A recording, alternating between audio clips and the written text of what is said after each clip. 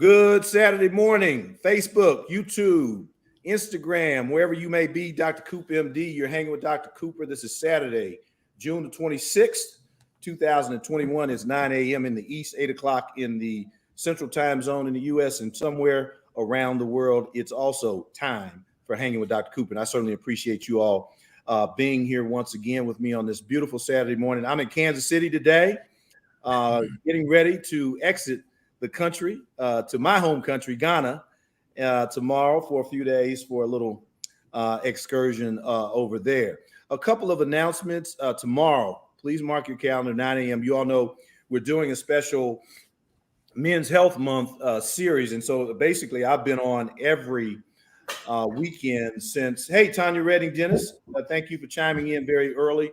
I've been on every Saturday and Sunday morning this month, except for Father's Day, with issues related to men's health and issues that may not be directly men's health, but issues that are of importance to men, because June is men's health in general, and there are a lot of things that men need to know about. So today, we're going to talk about oral health. Now, that's something that certainly that came up, quite frankly, as it relates to men's health in my conversation, Dr. Dunson, with Dr. Faulkner a few weeks ago, as I was doing my research on erectile dysfunction and men's sexual health issues.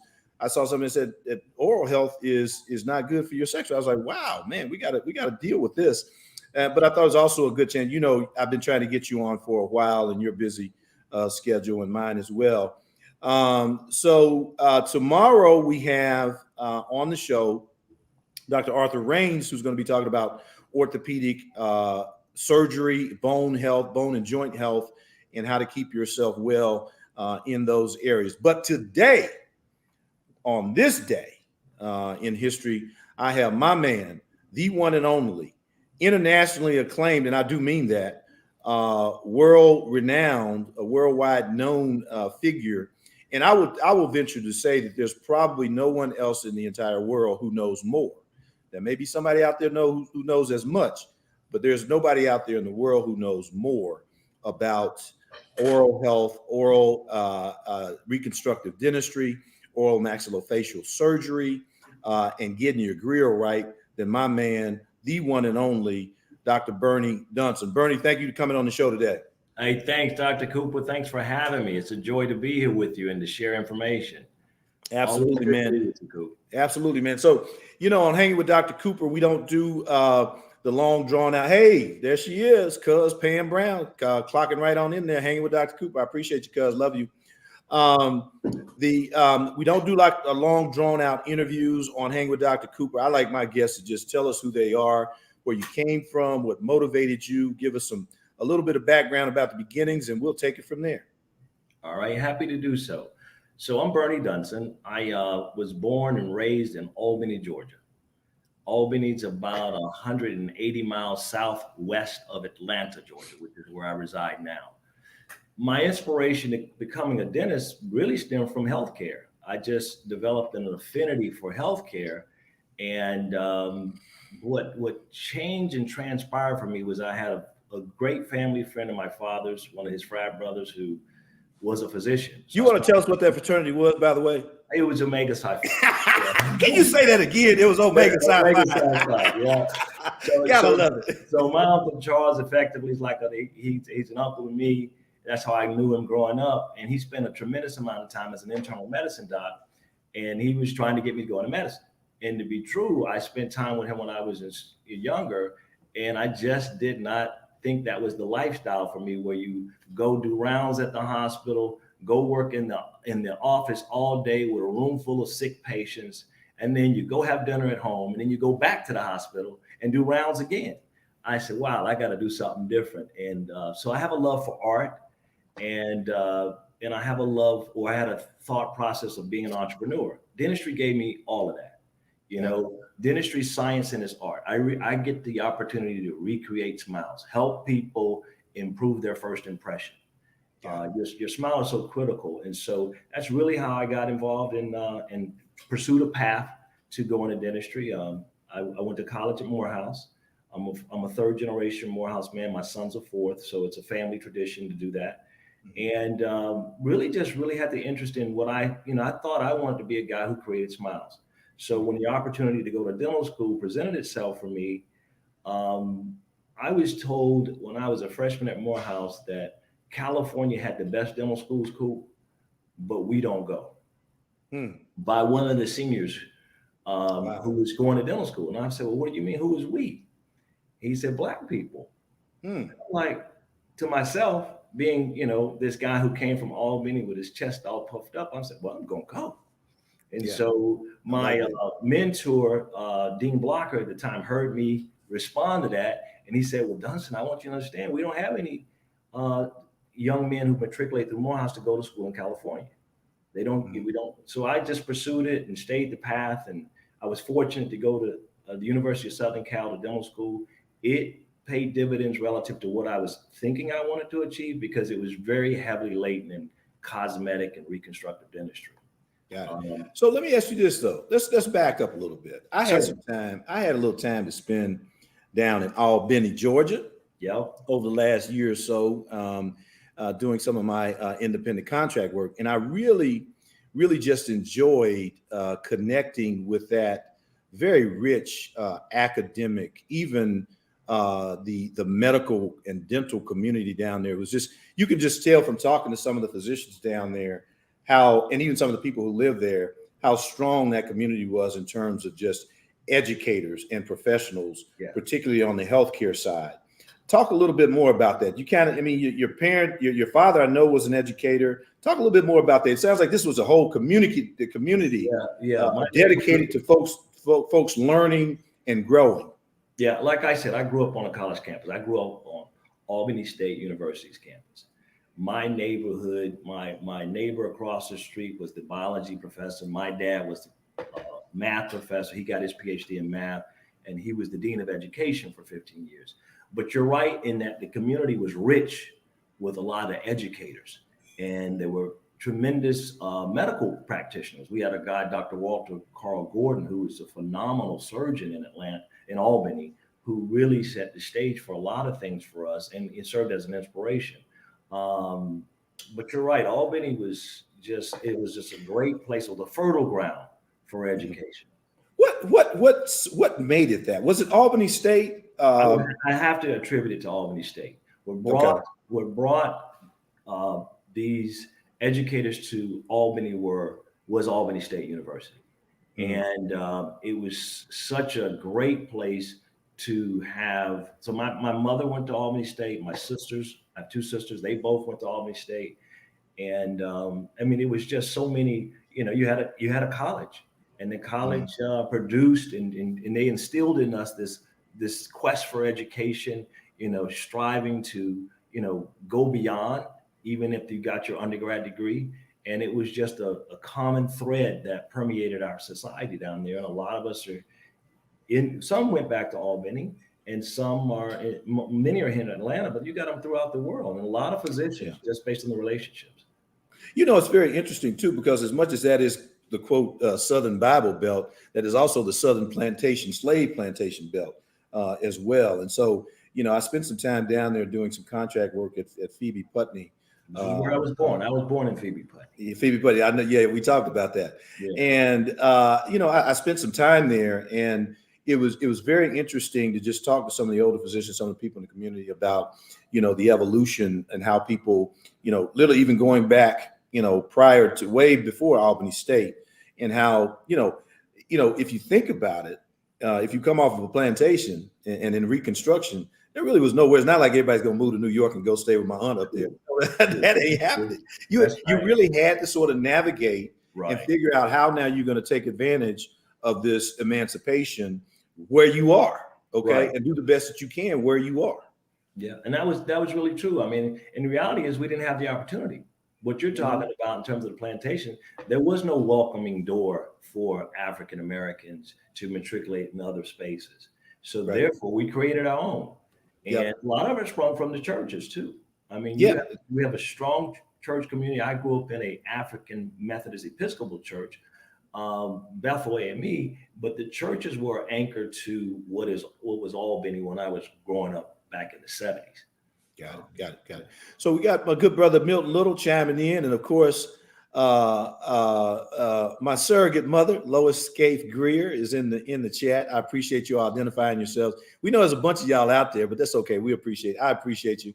But if you have a question, I want you to put it in the chat. I am talking to my friend and top doc, Dr. Bernee Dunson, who is a dentist, but also more than that is a oral and reconstructive surgeon. I mean, his wheelhouse.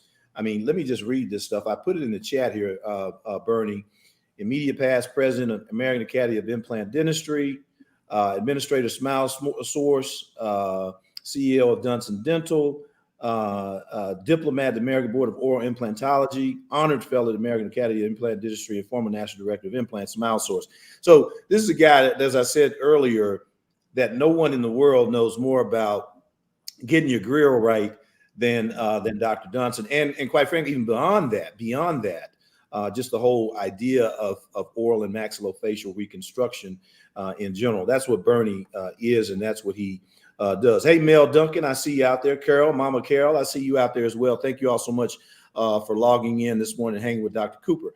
So Bernee, so we go from Albany, and man, we can't skate over the house. You got to talk about the house. You know, I've heard so much, not having gone to Morehouse, I've heard so much about Dean Blocker. Tell me about that, man. I mean, this guy has influenced so many people at Morehouse, particularly in the health professions. You know, Blocker was a unique person. He was a special person. Blocker was a gentleman who actually he was in medical school, and after he left Morehouse, he went to medical school and he got sick, and he was unable to finish, and so he turned that into a passion and a love for creating doctors, pharmacists, PhD students, and everything. I mean, and he was passionate. It was nothing like you see Block at 7 a.m., you see Block at 7 o'clock at night. He committed himself to creating a platform to create the best springboard for those interested in medicine of any field to create an opportunity for them. And he wouldn't take no for an answer. When he called schools, he said, "You got to admit my guys," you know? And we just loved him for that. I mean, he was special. He's one of a kind, which is why he's so revered now. Blocker passed away in 2003, a year after my father. And I just remember being at his bedside when he was transitioning. And he just told us, you know, all of us who would come visit, you know, we got to continue to carry that torch, you know, because he wasn't going to be here long. And he died young. But you hear about Blocker, and people don't recognize how special he was for us, because he poured into us, and he demanded a lot of us. You know, that was the thing too. When we went places, if I was to go, in my case, Southern Cal, and then I went on to the residency at Columbia, you wanted to be, and then Loma Linda, you wanted to be the best in the room, you know, because you were representing your family first, but you were also representing Morehouse. Yeah. I mean, that's extremely important, because, you know, my son is going to be a senior there in the fall, and I can tell you from day one, you could just feel the pride and the level of expectation that was set from day one. You know, with our good friend, you know, who's retired now, Skip Darden, and I always say Chip. Sorry, Skip. It's Skip. I know. You know, who really take pride in young African American men excelling in all types of professions, and that is known worldwide now because of the Morehouse brand, and I certainly appreciate that. Now, perspective on that before we jump on. Yeah, sure. Go ahead. I grew up, my father's a Morehouse man, his father's a Morehouse man. My dad would say this, and I think it should resonate with the audience, that Morehouse has a philosophy that we are not better than anybody, but we are as good as the best. Absolutely. And that is kind of the fiber that creates us. And when you go through Morehouse goes through you. And so William and Drew, you know, it's going to be wonderful how they lead in the capacity that they do in their respective professions. Yeah. That's a great way to put it. I love that, man. Thank you for hammering that message home. So Bernee, now Southern California, man. So you were a trailblazer going out to USC. To be true, I was the first African American to finish USC's dental school in 11 years. I finished in 91. Mm-hmm. They had some in 79, 80. But it was a good time. It was a challenging time. I was humbled. You wanted me to mention some of my challenging journeys. I mean, that was the first semester where I just made all C's. And I came home to Albany. I'm sitting home in my room. My mom says, "You don't have you're depressed. You don't have to go back." I said, "No, I got to go back. You know, I got to go back. I just got to figure out how to get back on my game. You know." Yeah. I was humbled. I mean, California. I'm from Georgia. California is a different country. You know, everything's Southern California to them. They don't look at the world at anything. They might mention DC and New York, but everything other than that is Hawaii and Southern California. I'm like, well, I get you. You don't travel, you don't go anyplace. Why? Yeah. You know. So anyway. Yeah. Well, good, man. That's and now you did some specialty training beyond USC, beyond the dental school. Tell us about that specialty training and what got you interested in doing that. Well, California's program for me, like I shared, was cosmetic. And you know, after we finished dental school, you have the choice to go into private practice or go to work with a group. I just elected to do a residency, and I did my first residency at Columbia, and I was based at Harlem Hospital. I mean, I got even my third day on call, I dealt with a gunshot wound to the face, and the lead attendant said, "Dunson, glove up." I'm like, "For what?" He said, "We're about to stitch this guy up." He said, "I'll start. You'll take over, and then I'll finish." And that's kind of how you got thrown in. You were immersed. But what it did for me was one of the things I was lacking at Southern Cal was a surgical background to develop skills to know how to address incision design and closure. But Harlem really fortified me to be comfortable in that space and confident in that space, given the fact that I was dealing with head and neck trauma. After that, I actually applied to go into a specialty called periodontal, be a periodontist, and then I was looking to do a second specialty in prosthodontics. So I was looking to dual specialize. But what happened was when I actually got accepted, and my attending in New York at Columbia said, "Dunson, all you talk about is implants and reconstruction. You know, there's one program that I know of in the country that you can do implant dentistry, and they'll teach you how to be a surgeon and a restorative doc. So you'll be implant surgery, implant prosthodontics, which is the replacement of the teeth." And so I deferred my acceptance to Perio and applied to that program. I was fortunate I got in. And so I spent 3 years at Loma Linda University learning how to become a proficient surgeon, learning how to generate grow bone so that I can have a foundation to place implants, and then do crown and bridge or dentures attached in that space. You know, because to be true, cool, patients don't come to me wanting implants. They want a beautiful smile that looks great, functions well, and lasts a long time. They don't say, "Oh, you know, I want to see you for an implant." No, that ain't what they want. You know, they want simply to be able to masticate, chew their food efficiently, be out at a restaurant, enjoy themselves without something falling out of their mouth, be at their daughter's wedding, be at the daughter's wedding with a nice smile for the pictures, you know. Have a drink of coffee and your dentures end up in the coffee. Exactly. So, you know, that's kind of what, you know, I just chose that path because I said, got to be a better way to give patients a choice and rehabilitate them, whether it be from trauma, periodontal disease, or bad habits like clenching and grinding one's teeth can create some real concerns for us.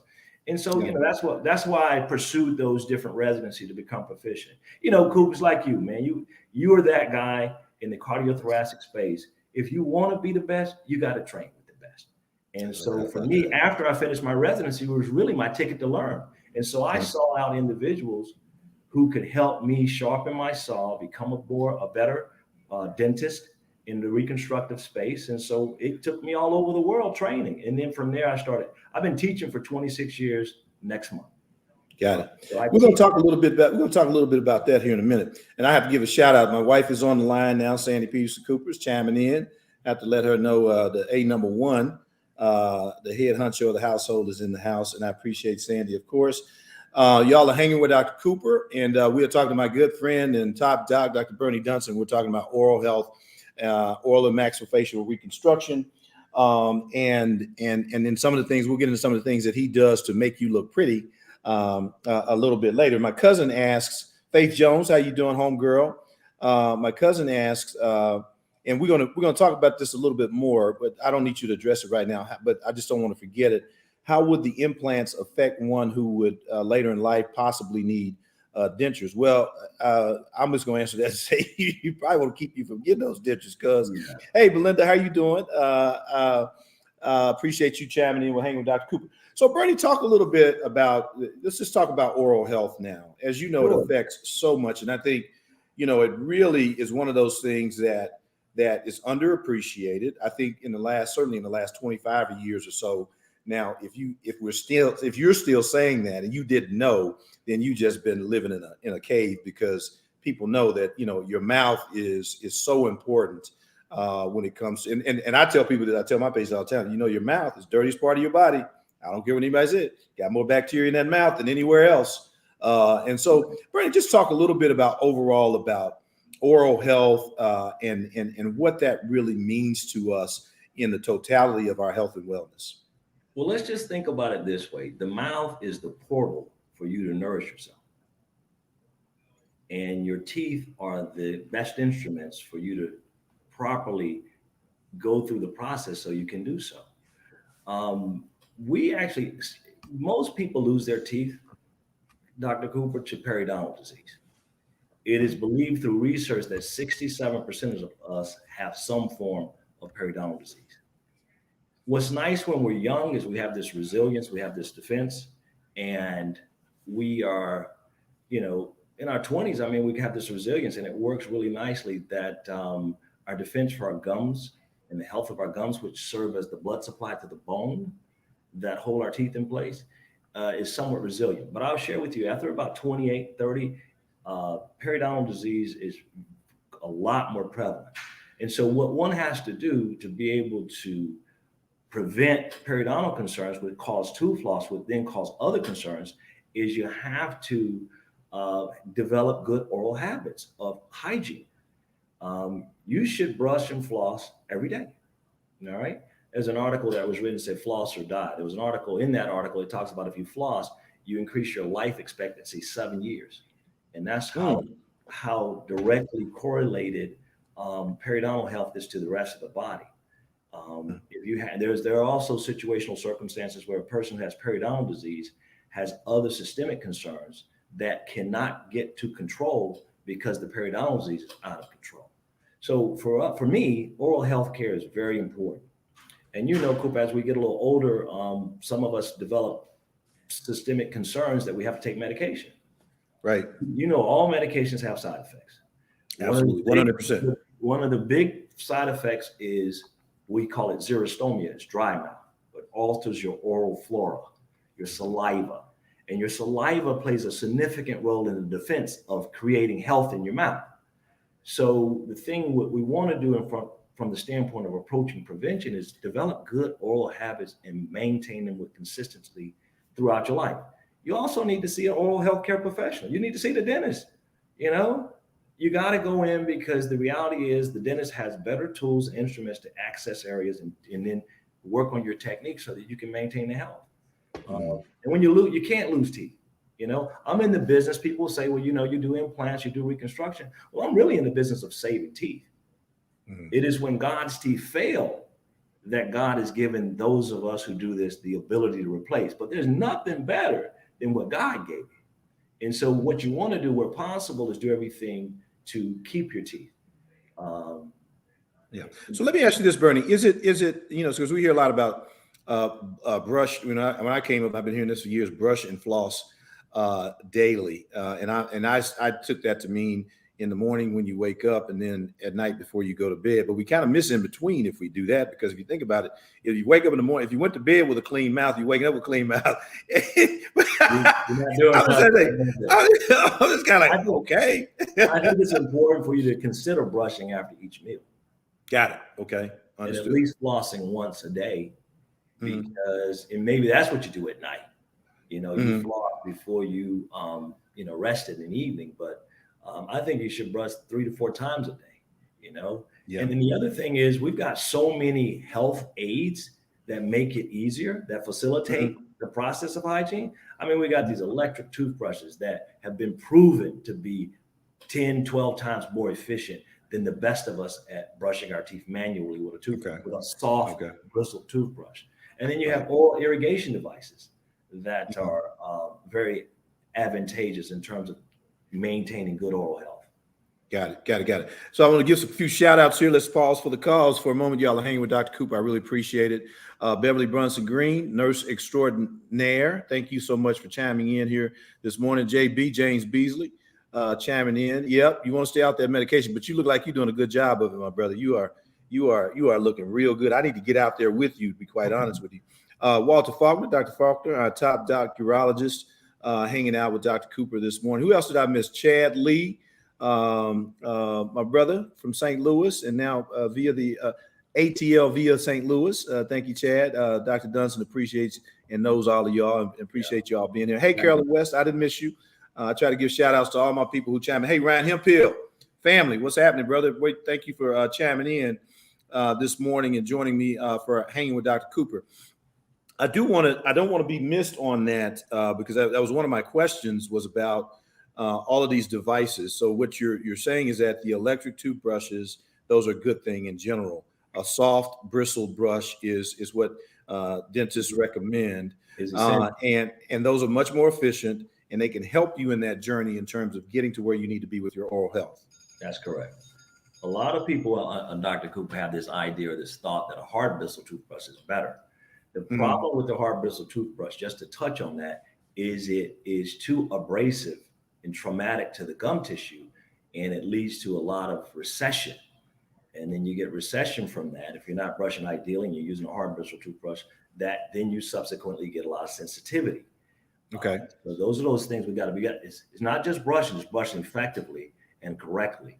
And a good healthcare provider in dentistry can teach you that, with the hygienist sharing most of that information in most dental practices. And then flossing, you got to floss accurately too. I mean, there's a way in which you can floss that can traumatize the tissue, make the gum tissue recede, again, lead to recession. And then when you start that cascade of events with recession, then you get bone loss, and then you're losing teeth. So it's a routine and consistency that you want to practice to keep it, but you also want to be doing it correctly. Got it. Beverly Green asked, is the charcoal toothpaste recommended? Charcoal toothpaste is new and on the rise, and I can see value to it. It has some abrasives in it, which can break down plaque. Plaque is that bacterial agent that causes inflammation. So I endorse the concept of charcoal toothpaste because it's effective. Yes. Got it. Okay. Yeah, absolutely. Yeah. Yeah. Thank you so much. I'm answering a little call here myself from the HOSPITAL. Okay, good. But we're all good. So we got the charcoal out of the way. Bernee, now, so most of the people come to you, they can come to you for general dental maintenance and, total transparency. Bernie's my family's dentist, my dentist, and I'm trying to get these teeth. Y'all see these teeth? I'm going to try one day to get these teeth straightened out. They're pretty white, but I can't afford it right now. Bernee, talk a little bit about the different options that are available that are less expensive than doing a total reconstruction on your smile, leading up to, because you got the Smile Direct now. You got this. I've heard about several competitors out there now. Right. So I even heard recently something that kind of excited me, because I think folks might look at me like I'm crazy at my age having braces. These rear stabilizing braces now. So just talk to us a little bit about options that make sense for various stages that you are in terms of trying to get that smile that you really want. All right. So from the standpoint of the conversation, a lot of us deal with crowding or misalignment, teeth out of position. And historically, like when I grew up, which is one of the inspirations why I became a dentist, was I wore braces for 2 years, a month, a day, and 3.5 hours. Exactly. You loved it so much, you remember exactly. My orthodontist was a cool guy, and I said, I want to be like him when I grow up, which is another thing. But I say that to say, now technology, what's nice about the field of dentistry is it evolves. And one of my commitments in my practice is we want to evolve with the science. That's that embracing science. Okay. We have technology now that's digital, that's 3D, that affords us the opportunity to you can do traditional braces where you have braces in the front of your teeth, and you can do lingual braces. A little bit more involved with the lingual braces, takes a little bit more time. But what a lot of, to be true, adults like is what we call aligners. And you talked about you talked about Smile Direct. That's what they're doing. They're taking photographs and digitizing them, putting them in a computer program, which is then aligning your teeth and creating aligners in a series to do tooth movement. And there are a lot of competitors in that space. There's Invisalign, there's ClearCorrect, there's Sure Smile. All these work effectively. Smile Direct is happening, it's indirect. And I think if you got minor movement necessary, that's a good avenue. You really want to have a professional looking at these kinds of things so that you can direct you to the right path without doing damage. I mean, you can move teeth and create root resorption, which means that the foundation's not there. So it's nice to have these available. It definitely exposes it to a larger audience, but where possible, have a professional look at that and kind of guide you through. The benefit to ortho, which is a wonderful profession to create a beautiful smile, but it also helps when having good alignment for overall health. Having your teeth in the right position for function, for the ability to have good cleansability is critically important. Most people who have crowding, well, you will notice if they don't have good practice of oral health care, they'll end up losing teeth like that because it's just hard to access. They're in the wrong position to be able to maintain them healthy. Bernee, let me interject something here. You know, so I used to joke with people, not joke, but I always was kind of proud to say I got all 32. And you said, Coop, well, all 32 may not be a good thing for you because now that's why your stuff is all, you know, collapsing in. So I do still have all 32. I have my wisdom TV, but you said, Coop, that's not really at this point in your life because there's not much going to be a whole lot of organic, more movement. I think we can. I think we can work with what you got. And then you said something to me that stuck in my mind. You said, "Coop," after you took all those beautiful pictures, you said it's the, you know, I'm very at your age and knowing what you want. I'm thinking about the pink, the white, and the black. And you said it 3 or 4 times: the pink, the white, and the black. Tell me what you meant, and tell the audience what that means: the pink, the white, and the black. So, as a cosmetic dentist, we're trained to. A lot of dentists look at teeth. A lot of people look at teeth. With a cosmetic dentist who's trained that process, we look at the pink, we look at the gum tissue. So the pink is the gum tissue, and they're very shades of pink to be true. And then the white are the teeth, and the black are the embrasures or in and around the teeth that give us shape, form, beauty, contour that really create a brilliant smile. And that's the shadow that we take for granted. But knowing how to manage and address that, whether it be from ortho, whether it be from veneers to create a cosmetic presentation that's functional, or whether it be to replace teeth with implants and then prosthetic components and then crowns on top of them, those are the things I'm looking at to shape and form a person. And then, you know, teeth have personality. Interesting. We create teeth for men that have more masculine contours, and we soften teeth for ladies so it fits and complements their face. One of the things we do at Dunson Dental Designs, everybody's an individual. You know, there's no cookie cutter approach to what I do. It's based on the individual. That's why you saw me taking measurements on you and then looking at those photographs to create the smile that fits great for you. You know, right, good. Bernee, I'm gonna do something here in the middle of this that my virtual assistant created for us. It's about 45 seconds. If you all would pause for the calls, I'm going to try to do this now. Don't y'all start going crazy out there in the chat. I'm going to try to, hey, Jackie Cooper from Chicago, cuz, how you doing? Hey, Allison, let me just say hello real quick before we screw up this whole thing. Allison Massey Wynn asked, welcome. First of all, thank you for chiming in, Allison. And certainly I'm gonna do this right here. I ain't gonna talk about what happened last night, but we're certainly very prayerful and thankful for a good outcome there, Allison. But we'll get to the average cost of aligners. Mr. Jackie Cooper, cousin from Chicago, chiming in for the first time. It's the first time I've seen you here, cuz. Come on back once again someday. Cora Borders, my homegirl from Hayti, Missouri, chiming in. And then, Beverly, we're going to get to your question about halitosis here in a minute because I really want to know about that one. That's bad breath for all of y'all that need to have some translation. I'm going to do a short video. We are hanging out with my friend, Dr. Bernee Dunson, top doc, oral maxillofacial and reconstructive dentist, and is basically world renowned. You at the top of the chat. Hey, Richard Clark, how you doing, my brother from St. Louis? Thank you for chiming in. No, I'm sorry, Richard Clark from DC. I'm sorry, Richard, my bad. Well, I know two Richard Clark, so maybe it's one of y'all. Okay, anyway, we'll figure it out. but anyway, I want to show you a quick video, but I just want you to know at the top of the chat, there's a lot of information up there, videos and things like that I posted already for Dr. Dunson. I put his contact in there. We're at 8:34 now. I want to make sure that I get that out there right now at the halftime. 404-897-1699.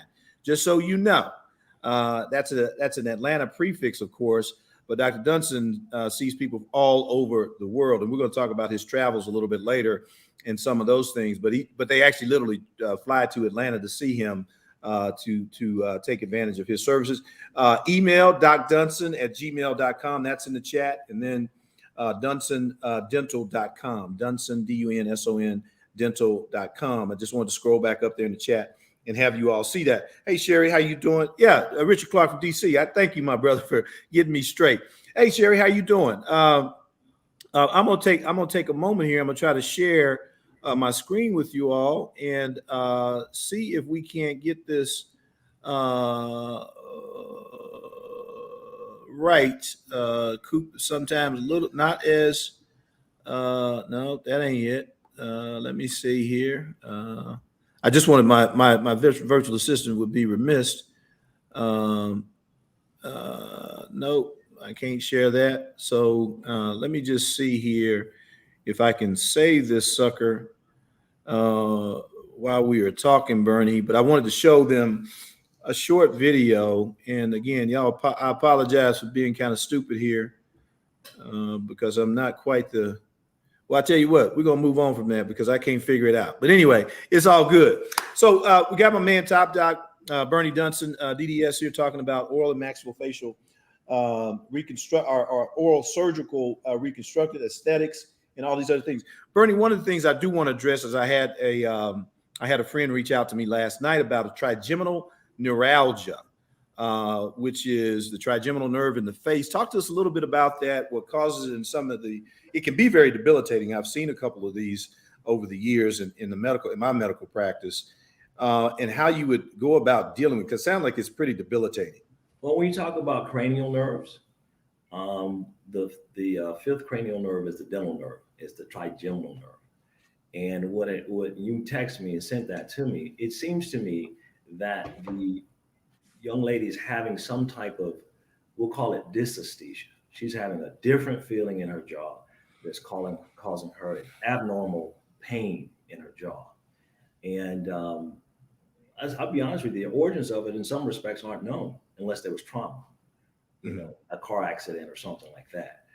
It's neurologic in its origin, and it could be quite debilitating. Imagine a person, we hear this a lot, patients who suffer from migraines. Well, if you suffer from a neuralgia in your jaw secondary to this, it's debilitating. It's uncomfortable. Some of the recommendations, I mean, they're managing trigeminal neuralgia medications, things of that nature, just might like you would do a significant migraine. Right. But in the text that you sent me, there was a proposal to do something to compress the nerve and address this particular person's situation in that manner. I quite frankly don't know of that methodology, or at least of it being predictably successful. So we'd have to research that more, get some more background to see how we can offer best recommendations and maybe get her to the right individual who can be of help to her. Yeah, got it. So we had, I want to make sure we get to all the questions. So just so you know, all the videos that the one that I wanted to show family, those are all in the chat. So you're welcome to go back whenever at your leisure to take a look at those and check them out. But there's some pretty cool stuff in there that Dr. Dunson sent us, and we had to make a short 45-second clip of that. So I think that's really important for you to be able to see that. So check that out. Bernee, let's go back a little bit. Aligners versus implant versus, a veneers? Where do you start? How do you approach a patient like me? This is me for an example who comes in crowding. I think I'm a reasonable kind of example of what you see, and how you go about approaching that. Well, it's interesting. I just want to be the aligners didn't work, and you explained to me why they didn't. He said because Coop, you can't move a mountain. Essentially, he said you're kind of in this fixed space. He said, in fact, it could have damaged even the bone, but you said it didn't happen based on the X-rays you saw. Yeah. Well, aligners are so. Here we talk about trying to create a cosmetic solution, a functional cosmetic solution, and what we're doing is we're using a lot of disciplines in dentistry to be able to reach that goal. Each individual is special. Each individual has certain situations. Moving teeth around is what aligners are doing. And veneers, but what you can't do with aligners is you can't change the shape. You can't change the color of the teeth. What veneers do are the porcelain restorations, which are very much like enamel that are bonded to the teeth, that can change the shape, that can change the color, and that can create different contours. Now, with that said, the video you were going to show, see some cases where I did veneers on a case to recreate and create a brilliant smile. One of the individuals who is widely known within our circles of life is Denzel Washington. Denzel Washington, if you look at some of his early pictures, there's no way he could have become the phenomenal actor on the big screen that he is if he hadn't recreated this smile.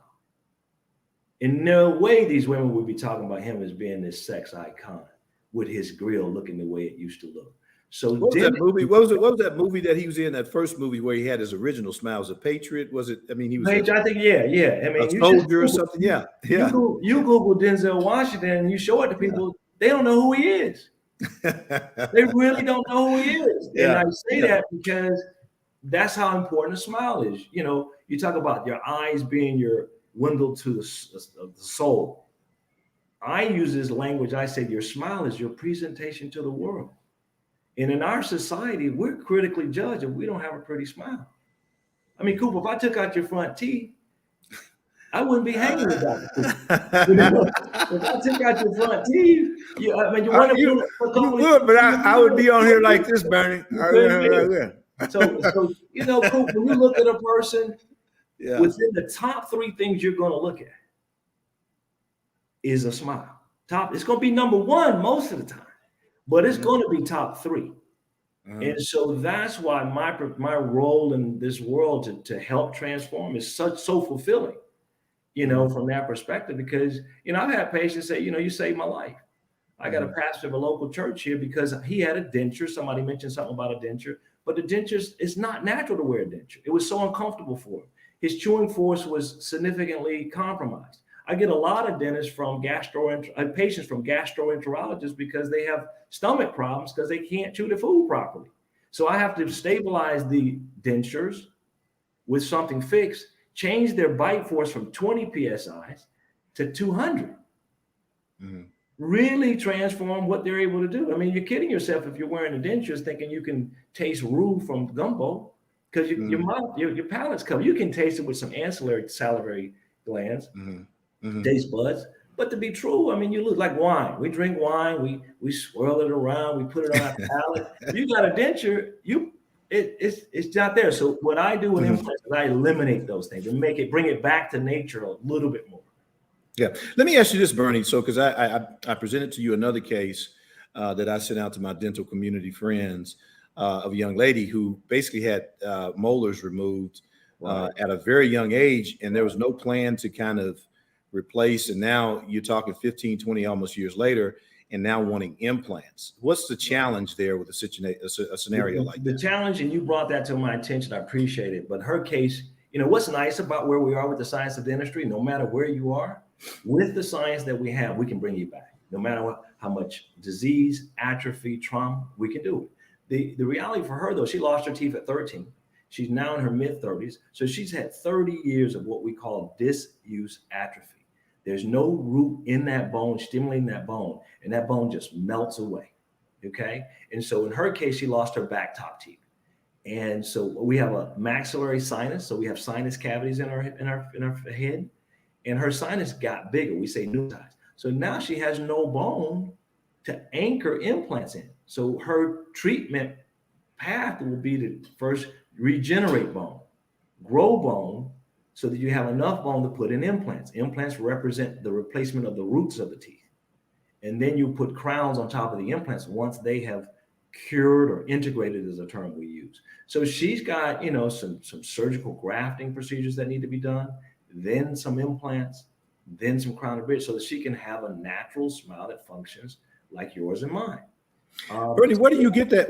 Go ahead. You want to keep your teeth. The moral to that story is do not allow people to remove teeth. Wisdom teeth don't fit the category because there's not enough space in our jaw to accommodate wisdom teeth typically. So that's why wisdom teeth you hear always are constantly being removed. It's just, and a lot of times they grow in very abnormal relationships. So that's why they move. But the rest of your teeth, where possible, you want to keep them. And if you keep them, you keep the bone. If you keep the bone, you keep the facial form. All of us have seen the individual without teeth, and maybe they're unfortunately on the side of the road asking you for something, but they don't have teeth, and then they've lost their facial form. The lower third of your face is dictated from a cosmetic and a functional standpoint by your teeth and the bone that supports your teeth. Got it. So it's critically important. Bernee, where do you get the bone grafts from? Actually, historically, I used to graft bone. I used to harvest bone. I've harvested. Where'd you get it from? I harvested from the hip when I'm in my residency program and some of my training beyond. And I harvested from the knee. And I harvested from different areas of the mouth, from the chin, we call the symphysis, and from the angle of the mandible, we call the ramus. But here's my reality. Many times when we harvested bone from the hip, I can remember being on call Coop in New York, and I go in to do my round, provide my Solumedrol dose for the patient at the appropriate time. And I went in to check the patient's sinus and look at my incision closure, and I'm proud. I hear Dr. Cooper does the best closures and the beautiful art. He's got a reputation of being a great thoracic surgeon, but he closes precisely. Yeah. And they don't end up with a residual scar that's relevant in this space, which is tremendous attribute to you. So I look at my sinus closure and I go check on the patient. It's the middle of the night. Then I leave. And she said, wait a minute, Sonny. Wait a minute. Come back here. And I'm like, you need to look at my hip. My hip is killing me. And so as I'm walking down the streets in Harlem, I said, man, there's got to be a better way. Then as we're creating trauma, harvesting bone from other sites.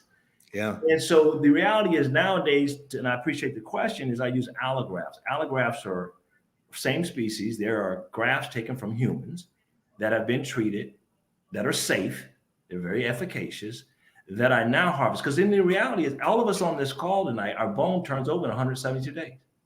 Every bone cell replaces itself. So what I typically do, and I've done this graft on my mom. I place a bone graft in place. Your body within 4 months has replaced it. And I've done histology to see it for myself, where it's new bone, but it's your bone. All we're doing is tricking the body to replace it, to think it's replacing your own bone. It's replacing other bone. And it's safe.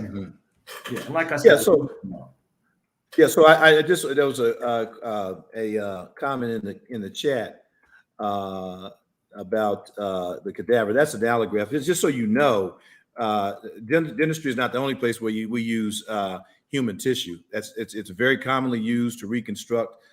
You all current events. Y'all see Kevin Durant recover from his Achilles. A lot of times it's used to replace Achilles tendons, patella tendons. It's often used in ACL repairs.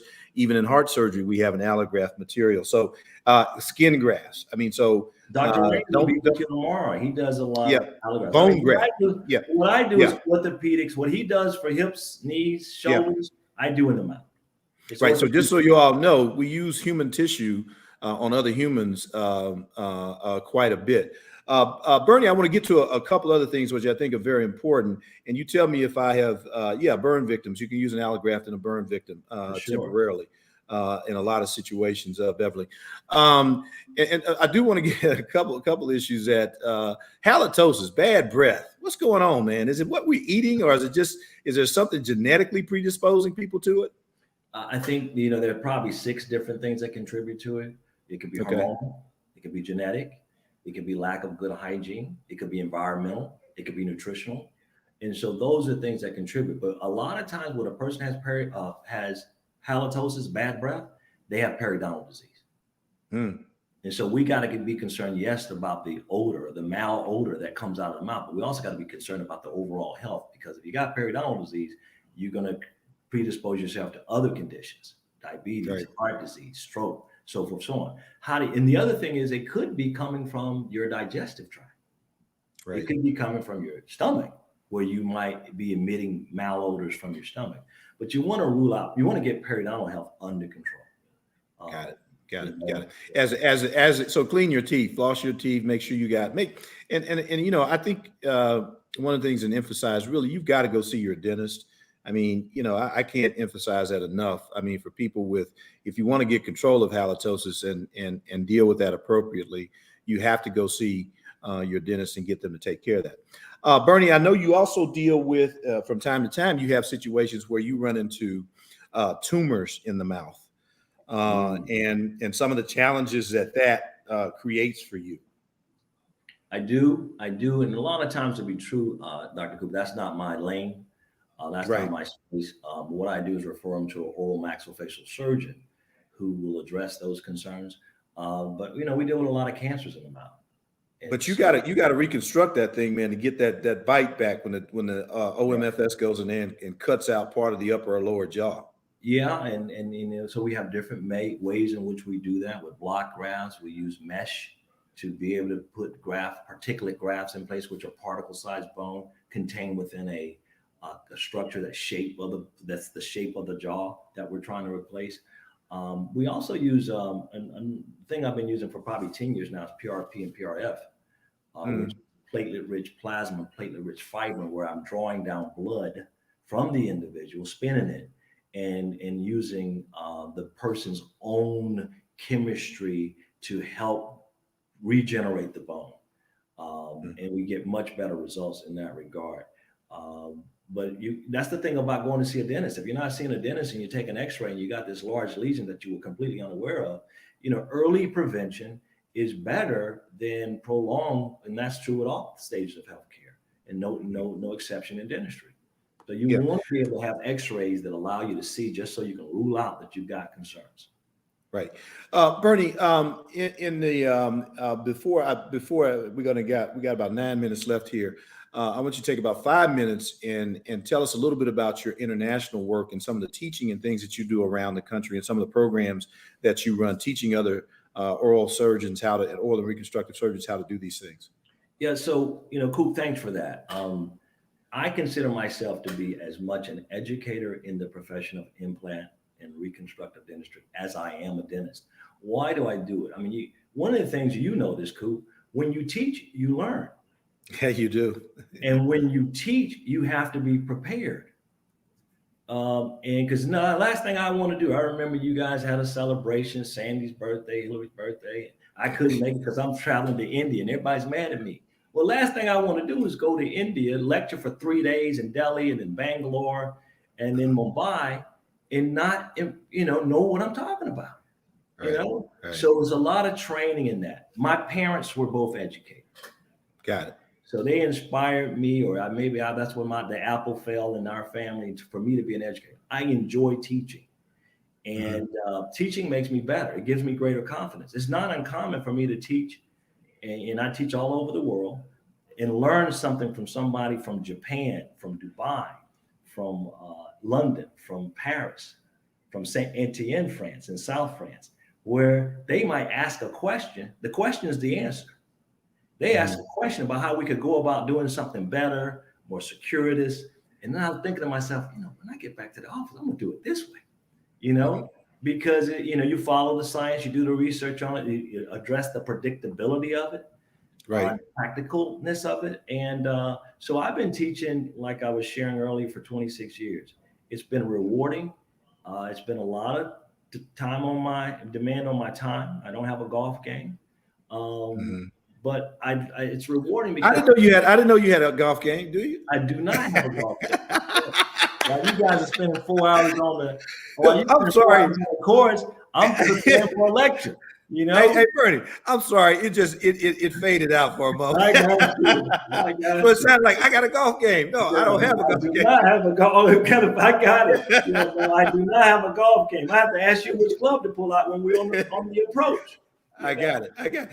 But that's your passion, and that's Yeah. a wonderful thing, because what happens is, as you're learning, you bring that stuff back to us, and you know, quite frankly, you know, the world is flat, you know, and really, it's amazing how we can share and learn, quite frankly, from so many other people. In fact, I'm headed out tomorrow to Ghana for a few days. I'm going to do a Bernee Dunson trip to Ghana on Sunday and back to Kansas City on Thursday. I mean, are you kidding me? So pray for me, my brother. Yeah. I just hope I have good Wi-Fi connection on Delta. So we hope Delta, y'all get that plane fired up, because Coop is coming. And so Bernee, in the remaining few minutes before I close out, summarize for us. Tell us what we need to know from having heard from you this morning. The big things that we need to give us some top level bullet points, and also we've also already put in the chat how to contact Dr. Dunson, and I want you all to do that. It's in the chat, so folks, you start texting me, hey, who was that? How did you or not? But here's before we do that, I also want to, everybody out there listening right now, do me a favor. Go to YouTube, like, subscribe, enable notifications, and share. I need you to do 4 things. Not on Facebook, YouTube. That's where the money is. Okay, I'm just going to keep it real for you. Like, subscribe, enable notifications, and share. Because the more hours we get of viewing on YouTube, then they'll start putting ads on Hanging with Dr. Cooper, and Dr. Cooper can pay for doing all this stuff. Let it pay for itself. I mean, it's free money. I don't mind doing this. In fact, I enjoy doing it. So I just want to put that out there. I'm going to say it again later. But Bernee, give us a summary here. Well, you know, from I want to share with the audience what I do. I do everything from a simple filling, got it, maintenance and hygiene, to a complex restorative case. So comprehensive dental care from start to finish. I do. And you see kids too. And I see good kids. I can't see I send the bad kids to some of my colleagues. I send them to Dr. Lori Pascal, Dr. Edmonds. Yeah. But I would share with the audience that it is important to develop good habits, consistent habits of good hygiene. You know, we didn't touch on smoking. You know, smoking cigarettes, cigars, or anything else is detrimental to oral health. Okay, 7 times greater chance of having periodontal disease than a person who doesn't smoke. Right. So I think that's important to note. It's just have those good habits. Go see a healthcare professional in dentistry so that they can help you in that process. Let them be your partner. My patients are my partners, and I'm interested in winning. And when they're winning, I'm winning. So we're healthy. I'm healthy. And that's some of the greatest joys I have, is when I get to see a patient just in my hygiene department, find out how the family's doing, and they're just going through life, and we're just helping them maintain great oral health. And it's important to have good habits early throughout. And that way, when we get a little older, we're still just maintaining health. If not, you know, get the reconstructive processes taken care of so you can, you know, enjoy your life. You know, not having teeth is not a fun experience. Having abscesses and dental pain, I've heard stories of analogies. You know, women say they'd rather have a baby than have a toothache. Yeah. Men can't take pain, so you know it's far worse. I mean, the men they just can't take pain. Women can take pain. Yeah, you know, I mean, being a surgeon, you know, it's one of those pains where, you know, it's analogous to like having an aortic dissection, a heart attack. It's nothing like having pain in your mouth, because you got to get rid of that. You got to treat that. So a few final shout outs here. Belinda Carter. Yeah, I live and work in Kansas City from time to time. Thank you for chiming in. Aunt Bacon, Doris McIntosh Bacon, that is, tuning in late. That's okay. Hey, tuning in late. Good. I'm glad you mentioned that, because the fact of the matter is these videos are available on YouTube. Like, subscribe, enable notifications, and share with everybody that you have contact with, please. And tell them to just, you know, send them a little note. Say, hey, this guy is providing some really good information that is beneficial to all of you all. I want to say thank you and appreciate you. I want to first of all thank my guest, Top Doc Bernee Dunson, oral reconstructive surgeon in Atlanta. And it's important to remember, all of his contact and information you need to get a hold of him is at the top of is in the chat. Number one. Number two is Dr. Dunson is a comprehensive dentist from, as we say in healthcare, from birth to death, from birth to death, literally. You need to be seeing him because his office, his practice, my kids and my family have been with him for a very long period of time. And all of them got beautiful smiles because of him and his team. And then those people that he sends for orthodontic care and things like that. So absolutely want to make sure that you all look at that information. But he's a comprehensive dentist, but also one who can take it to the finish line for you in terms of as you get older, like me, you got crowding and you want now to have that beautiful, I'm going to call myself Denzel Coop. I'm going to get that Denzel smile. So it's going to be like, y'all see how they kind of go up in the top. And then Bernee looked at it and said, Coop, you a trip. I just call it like it is, man. I do got to get that pink, the black, and the white. I'm never going to forget that. On point. Yeah. Listen, I want to take a moment to thank you, Coop, for having me on, giving me this here, and thank everybody for coming on. And I'm available. No questions are bad questions. Simple questions are great questions. So everybody feel free to reach out. I'm happy to respond and give you information. Got it. He gave I even put his email in the chat, his personal email, docdunson@gmail.com. So as we wrap up Hanging with Dr. Cooper, again, I appreciate you all for being here and hanging with Dr. Cooper. This is so important. And it's just me manifesting my why. So just so you know that why I do this. A couple of announcements tomorrow, 9 a.m. All of y'all get out of bed a little bit earlier tomorrow on the East, 8 o'clock Central Time here in the Midwest, Kansas City and other places, Chicago, Alabama. Log on at 8 a.m. Central Time for a bone and joint health discussion with my good friend and top doc, Arthur Raines, with I was going to say something, Resurgence Orthopedics in Atlanta. I know so many doctors, I get them mixed up in terms of where they are. We're going to take a break next weekend. It's the 4th of July. We're going to take a break. We're going to follow up 2 weeks from now. You all be ready for some OR Live, Operating Room Live. What does that mean? You're going to be in the OR with Dr. Cooper. We're going to show you how we do it, how we get these broken hearts fixed. So be on the lookout for that coming up in about 2 weeks. Again, thank you all so much for hanging with me today. I really appreciate it. Again, appreciate my guest, Dr. Dunson. Remember, today is the best day of your life. Yesterday is gone. Tomorrow's not promised. Live life, live it well, live it now. Thank you so much. Signing off until tomorrow morning, 9 a.m. with Dr. Raines. See you later. Y'all take care. Bye-bye. Bye. Thanks, Coop.